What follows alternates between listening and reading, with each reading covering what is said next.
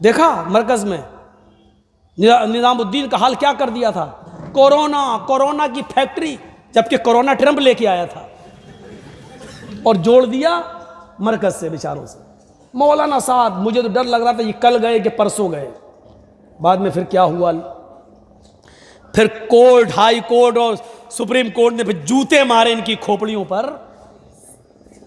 लेकिन बेशर्मी इतनी है कि कोर्ट के जूते का भी अभी नशा है ना, हड्डी का नशा है, इसलिए अभी कोर्ट के जूतों की तकलीफ नहीं हो रही है। जब नशा उतरेगा तब दर्द होगा। ऑपरेशन जब डॉक्टर करता है तो सुन कर देता है ना उस जगह को, तो ऑपरेशन हो जाता दर्द नहीं। जब नशा उतरता है तब आदमी को दर्द होता है। जब ये हड्डी डाली गई, उन हड्डियों का नशा उतरेगा तब दर्द इनको महसूस होगा कि हमने इस देश को कहां पहुंचा दिया है, इस सोने की चिड़िया को हमने कहां पहुंचा दिया है, कहां पहुंचा दिया है, तब दर्द होगा। हिंदू धर्म और इस्लाम को पढ़ने के बाद आप हिंदू भाइयों से कहोगे यार जो चीज़ हमारे अंदर वो आपके यहाँ है। आप हर मुसलमान उनको दावत देगा और उनको अपने करीब करने की कोशिश करेगा, लेकिन होने ही नहीं देते, ये लोग नहीं होने देते। अब बताइए हम ही एक मौलाना उसको मिले, बार बार ममता का मौलाना, ममता का। अल्लाह रहम करे, अल्लाह इस मीडिया वाले को अक्ल सलीम अता फरमाए, सद्बुद्धि प्रदान करे। तो मंत्र पढ़ा दिया मैंने, बता दिया शहनशान का मतलब कब्रस्तान। तो तौहीद हिंदू धर्म में भी है। अब बताइए इससे बड़ी तौहीद होगी, इससे बड़ी? एकम ब्रह्मा, इस ब्रह्मांड दुनिया को बनाने वाला एक ही है, दूसरा नहीं। इससे बड़ी तौहीद कहीं होगी? जिस तरह एक प्यार करने वाली पत्नी का एक ही पति होता है, उसी तरीके से सच्चे भक्त का एक ही ईश्वर होता है।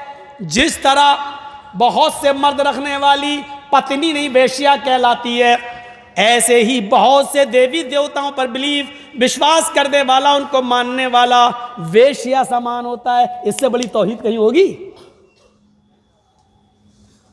कुरान करीम अपने अंदाज में उस तौहीद को पेश करता है, इन्नल्लज़ीना तदऊना मिन दूनिल्लाहि लन यख़्लुक़ू ज़ुबाबन वला यज्तमऊ लह। अल्लाह को छोड़कर ये जिनको पुकार रहे हैं, जिनसे मदद मांग रहे हैं, जिनसे बेटा बेटी मांग रहे हैं, अल्लाह का आस्ताना, अल्लाह का दरवाजा छोड़कर, अल्लाह का दर छोड़कर ये जिनसे भी मांग रहे हैं, लन यख़्लुक़ू ज़ुबाबन, वो एक मक्खी भी पैदा करने की ताकत नहीं रखते। वला यज्तमऊ लहू, अगरचे वो सब की सब मिल जाएं, यानी कश्मीर से कन्याकुमारी तक और बरेली से बगदाद तक, सब अपने जिंदे मुर्दे पीरों वलियों को सबको इकट्ठा कर ले, सब जिंदे मुर्दे सबको ही जमा कर ले, ये सब मिल जाएं तो एक मक्खी भी पैदा नहीं कर सकते हैं। फिर का मक्खी पैदा करना और उसमें जान डालना तो बहुत बड़ी बात है। इन यस्लुबहुमुज़्ज़ुबाबु शैअन ला यस्तनक़िज़ूहु मिन्हु, अगर मक्खी इनकी खाने पीने की चीज पर बैठकर थोड़ा सा लेकर उड़ जाए, अरे मक्खी कितना ले जाएगी? आप हलवा खा रहे हैं और बैठ गई और लेके उड़ गई, तो मक्खी कितना लेके जाएगी? मक्खी है, कितना लेके जाएगी? अल्लाह कह रहा है ये जिनको पुकार रहे हैं वो तो इतने कमजोर हैं, मक्खी इनकी जिस चीज पर बैठकर जो थोड़ा सा ले गई, अभी उस मक्खी को पकड़ के जो चीज ले गई उससे वो चीज छीन भी नहीं सकते, वो वापस भी नहीं ले सकते। जो मक्खी का कुछ नहीं बिगाड़ सके वो तुम्हारा क्या बिगाड़ेंगे? ज़ऊफ़त तालिब वल मतलूब, मांगने वाला भी कमजोर हो, जिससे मांग रहा है वो भी कमजोर, कमजोर कमजोर के पास जा रहा है, मजबूर मजबूर के पास जा रहा है, बेबस बेबस के पास जा रहा है, लाचार लाचार के पास जा रहा है। एक चीज ये हो गई। इस्लाम की दूसरी खूबी, इस्लाम की दूसरी खूबी क्या है? इस्लाम दीन रिसालत है, यानी रसूल का सही मतलब इस्लाम ने बताया। अब देखिए दुनिया में जितने भी धर्म हैं, कोई भी एक धर्म उठाओ और हमें उसका नाम लो और बताओ, कोई भी धर्म ऐसा नहीं है जिसके मानने वालों ने अपने यहां जो भी नबी, जो भी पैगंबर उनके यहां आया, उसको उन्होंने इंसान रहने ही नहीं दिया। अब देख लीजिए, यहूदियों में कौन आए? मूसा, उज़ैर अल्लाह का बेटा बना दिया। ईसाइयों में कौन आया? ईसा। ईसाइयों ने ईसा को रसूल रहने ही नहीं दिया, इंसानियत से निकाल के सन ऑफ गॉड, अल्लाह का बेटा बना दिया। आप लुम्बिनी चले जाइए, लुम्बिनी नेपाल में गौतम बुद्ध की एक बहुत बड़ी मूर्ति बनी हुई है। जापान और दूसरे देशों से भी लोग आते हैं गौतम बुद्ध की मूर्ति के पास देखने के लिए। तो गौतम बुद्ध, वो गौतम बुद्ध जिनकी पत्नी थी, वो गौतम बुद्ध जिन्होंने शादी की थी, वो गौतम बुद्ध जिनकी पत्नी से एक बेटा पैदा हुआ जिसका नाम राहुल था, उन्होंने अपनी पत्नी और बेटे को छोड़ दिया और जंगल में चले गए सच्चाई को तलाश करने के लिए। और जंगल के पत्ते चबा चबा कर अल्लाह को ढूंढते ढूंढते उन्होंने जंगल ही में अपनी जान दे दी। तो लोगों ने कहा ये सच की तलाश में निकले थे, बीवी बच्चों को छोड़ के सच्चाई के रास्ते को तलाश करने के लिए निकले और जान चली गई। उनको लोगों ने क्या बना दिया? गौतम बुद्ध। और उनकी मूर्ति के नीचे लिखा हुआ है भगवान बुद्ध। यानी उनको भी इंसानियत से, जिसकी बीवी थे, जिसका बच्चा राहुल है, उसको भी इंसानियत से निकाल के क्या बना दिया? भगवान। कृष्ण जी इंसान थे और कृष्ण जी जंगल में सो रहे थे। और पढ़िए महाभारत, कृष्ण जी जंगल में लेटे थे। एक शिकारी शिकार खेलने के लिए गया और उसने हिरन को तीर मारा और उस तीर में जहर लगा हुआ था, जहर कि हिरन को लगेगा, जब तक उसके पास भाग के जाएंगे तब तक उसके जहर से वो मर जाएगा और हम उसको पकड़ के ले आएंगे और अपने यहाँ खा लेंगे। शिकारी हिरन का शिकार करने गया, उसने हिरन को तीर मारा लेकिन हिरन को तीर नहीं लगा। कृष्ण जी सो रहे थे, जंगल में लेटे थे, उनके पैर के निचले हिस्से में तलवे में वो तीर घुस गया, जहर लगा था। जहर के असर से कृष्ण जी मृत्यु पा जाते हैं, कृष्ण जी चले गए। भगवान है कृष्ण जी और तीर में लगे हुए जहर के असर से मृत्यु पा जाते हैं। इंसान हैं लेकिन उनको भगवान का दर्जा देके क्या कह दिया गया? कृष्ण भगवान। रामचंद्र जी 14 साल का वनवास लिए, इतने बेबस कि उनकी पत्नी सीता को रावण लेके चला गया, वो बचा नहीं सके। हनुमान और लक्ष्मण जी को तलाश करने के लिए भेजा, लेकिन रामचंद्र जी को राम मनुष्य से निकाल कर, इंसानियत से निकाल के क्या बना दिया? राम को राम भगवान। सिखों को देख लो, महावीर सिखों को, गुरु नानक पर सबसे ज्यादा भरोसा करते हैं, लेकिन सिखों के टेंपल में, मंदिर में, गुरुद्वारे में चले जाइए तो गुरु नानक की मूर्ति के नीचे लिखा हुआ है गुरु नानक भगवान। जैनियों में चले जाओ, महावीर जी को मानते हैं, लिखा महावीर भगवान। दुनिया में कोई धर्म ऐसा नहीं रहा जिसने अपने यहाँ आने वाले इंसान को, महान पुरुष को, पुरुष रहने दिया हो, इंसान भगवान का दर्जा दे दिया, भगवान का। सिर्फ इस्लाम एक ऐसा मजहब है जिसने मुहम्मदुर रसूलुल्लाह सल्लल्लाहु अलैहि वसल्लम को भगवान का दर्जा नहीं दिया। आने वाले उस नबी के बारे में अल्लाह ताला ने फरमाया, क्या है दुनिया के मुसलमानों, अल्लाह मैं ही हूं, तुम्हारे दरमियान हम जो रसूल भेजे हैं, जो पैगंबर भेजे हैं, वो भगवान नहीं है। हमने उनको अपने नूर से भी पैदा नहीं किया है। आए लोगों, इस्लाम के अंदर आना है तो ये अकीदा रखना है, कुल इन्नमा अना बशरुम मिस्लुकुम। आए नबी, आप भी अपनी जबान से कह दीजिए, इन्नमा अना बशरुम मिस्लुकुम, कि मैं तुम्हारी तरह का एक बशर हूं, मैं तुम्हारी तरह का एक इंसान हूं, मैं तुम्हारी तरह का एक मनुष्य हूं, तुम्हारी तरह का एक इंसान हूं। हाँ, मेरा मकाम सबसे बड़ा है, मेरा दर्जा सबसे ऊंचा है, इसलिए कि मेरे पास वही आती है। लेकिन इंसान होने में कोई फर्क नहीं है। 2 आंखें तुम्हारी, 2 आंखें मेरी, 2 कान तुम्हारे, 2 कान मेरे, 2 हाथ तुम्हारे, 2 हाथ मेरे, 2 पैर तुम्हारे, 2 पैर मेरे। तुम भी चलते हो, हम भी चलते हैं, तुम भी सोते हो हम भी सोते हैं, तुम खाते पीते हो हम भी खाते पीते हैं, तुम्हें लेटरीन पेशाब पायखाने की जरूरत होती है हमें भी होती है, तुम्हें शादी की जरूरत है हमने भी की है, तुम्हारे बच्चे होते हमारे भी बच्चे हैं, तुम्हारे बाप दादा हैं हमारे भी बाप दादा हैं। इंसान होने में हम में और तुम में कोई फर्क नहीं है।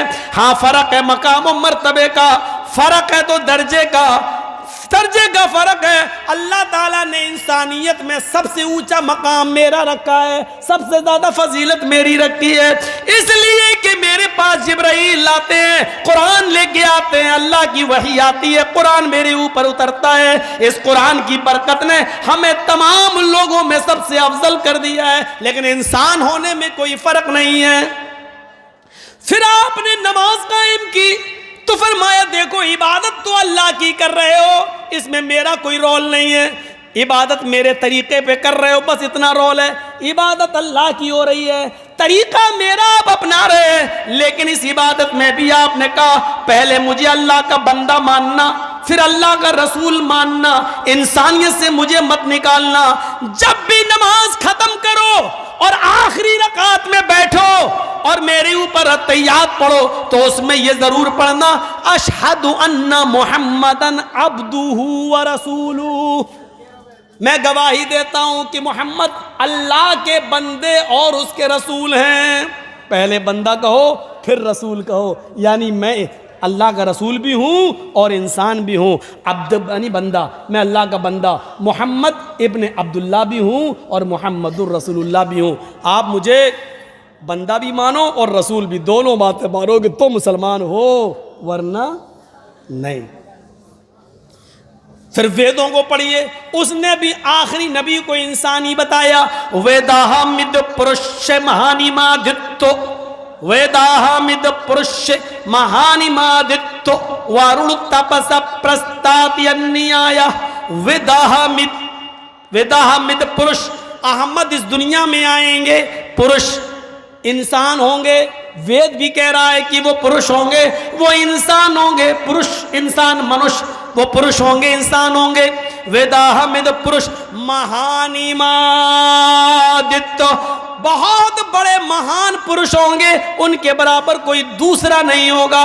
वरुण तपसा, ईश्वर का अल्लाह का बहुत ज्यादा नाम लेने वाले होंगे, अल्लाह की भक्ति करने वाले होंगे। वरुण तपसा, बहुत तपस्या करने वाले होंगे। प्रस्ताद, जब अल्लाह ईश्वर का बहुत ज्यादा नाम लेने वाला इस धरती पर आ जाए और उसका नाम अहमद हो और वो सबसे महान पुरुष इंसान हो, तो तुम उसी के घर में चले जाना, उसी की कुटिया में चले जाना, उसी के धर्म में शामिल हो जाना। प्रस्ताव, उसी की कुटिया में चले जाना, प्रस्ताव, उसी के नक्शे कदम पे चलना, वो जो कहे उसी की बात मानना, अहमद के रास्ते पे चलना। यन्याय, स्वर्ग में जन्नत में जाने का अहमद के रास्ते के अलावा कोई मार्ग, कोई दूसरा रास्ता नहीं है। अहमद के रास्ते के अलावा कोई दूसरा रास्ता नहीं है। ये लीजिए, इंसान बता दिया वेदों ने भी, और अल्लाह के रसूल तो इतने बड़े ऐसे इंसान थे, लेकिन सादगी का हाल ये था कि एक शख्स को किसी ने भेजा कि जाओ हमारे गांव में ये परेशानी है और उसकी शिकायत अल्लाह के रसूल से करो। वो अल्लाह के रसूल के पास आया, कहने लगा कि मैं परेशानी बताऊंगा। जैसे ही वो अल्लाह के नबी के पास आया तो अल्लाह के नबी का चेहरा देखकर वो डर गया, कांपने लगा। इतना रौब था नबी के चेहरे पर कि अल्लाह के नबी को देखकर वो कांपने लगा, थर्राने लगा और अपनी बात कह ही नहीं पा रहा था। अल्लाह के रसूल उठे, उसके पास गए और कहा कि तुम किस गांव से आए हो? फला गांव से। क्या बात है, तुम कुछ कहना चाहते हो? जी जी जी, कहो, बेफिक्र होके कहो, डरो नहीं। जी वो मेरे गाँव में नहीं कह पा रहे। तो अल्लाह के रसूल ने उसका डर निकालने के लिए क्या कहा? डरो नहीं, इन्नी लस्तो भी मलिक। अरे मैं कोई बादशाह थोड़ी हूं, मैं कोई बादशाह थोड़ी हूं जो तुम मुझसे डर रहे हो। आना बनो इमरातिन ताकुलुल कदीद, मैं भी अरब की ऐसी औरत का बेटा हूं, मुझे भी उस मां ने पैदा किया है, मुझे भी उस औरत ने अपने पेट से जना है जो गोश्त के सूखे टुकड़े खाती थी। खुश्क गोश्त, सूखा हुआ गोश्त खाती थी। कदीद, अरब के अंदर कदीद उस गोश्त को कहते थे जो पहले ऊँट काटा जाता था। ऊँट जैसे मान लीजिए ज़िबा कर दिया, नहर कर दिया, तो 5 किलो 10 किलो गोश्त इकट्ठा कर लिया और उसको धूप में डाल दिया और नमक वमक लगा के, साल्ट वाल्ट लगा के उसको धूप के अंदर खुश्क कर लिया। फिर उसको रख लिया अपने यहाँ और उसी में से आधा किलो 250 ग्राम पाव भर निकाला, जब ज़रूरत हुई खा लिया। और 2 महीने 3 महीने 4 महीने तक अरब के लोग खाते थे। उस गोश्त को कहते हैं कदीद। तो क्या कहा, मैं ऐसी औरत का बेटा हूं जिसको ताज़ा गोश्त भी नहीं मिलता है, जो गोश्त के सूखे टुकड़े खाती थी, खुश्क गोश्त खाती थी। मैं उस माँ का बेटा हूं, मुझे उस औरत ने पैदा किया, क्यों डर रहे हो मुझसे? मैं बादशाह नहीं हूं। अल्लाह के रसूल ने अपने आप को एक माँ का बेटा कहा। ज़रा गौर करो इंसान, ये दूसरी खूबी है जो किसी और मज़हब के अंदर हमें नहीं मिलती है। किसी ने अपने आप को इंसान नहीं कहा, और कहा है तो उसके मानने वाले उसको इंसान नहीं मानते सिवाय इस्लाम के। तीसरी खूबी क्या है इस्लाम की? तीसरी खूबी यह है कि ये अपने अंदर सबको शामिल करता है, अमीर के लिए भी और गरीब के लिए भी, दोनों। और दूसरे मज़हब को देखिए, उनकी या तो वो अमीरों को फ़ायदा पहुंचाते हैं या गरीब को फ़ायदा पहुंचाते हैं। अब थोड़ी देर और बैठ जाइए बस, उसके बाद आपको भी जाना है, मुझे मालूम है रात के 12 बजे टाइम मिलेगा तो यही हाल होगा। बैठिए, थोड़ी सी और सुन लीजिए। ये आप और सुन लें तो आपको बहुत फ़ायदा होगा कि और मज़ाहिब या तो अमीरों को फ़ायदा पहुंचाते या गरीब को, इस्लाम दोनों के लिए।